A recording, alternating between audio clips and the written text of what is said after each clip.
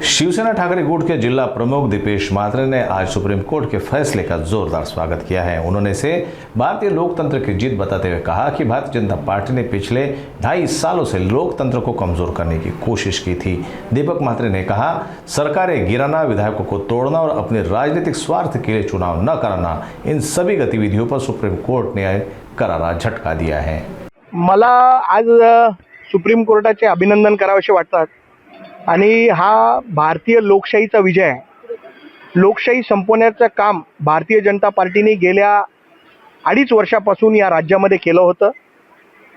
सरकार फोडणं असेल, आमदार फोडणं असेल, निव्वळ आपल्या स्वार्थासाठी महापालिकेच्या निवडणुका न घेणं असेल, याला सुप्रीम कोर्टाने सरकारला एक मोठा दणका दिलेला आहे आणि राज्य सरकारने येत्या 4 महिन्यामध्ये जर निवडणुका घ्यायला सांगितलेलं आहे।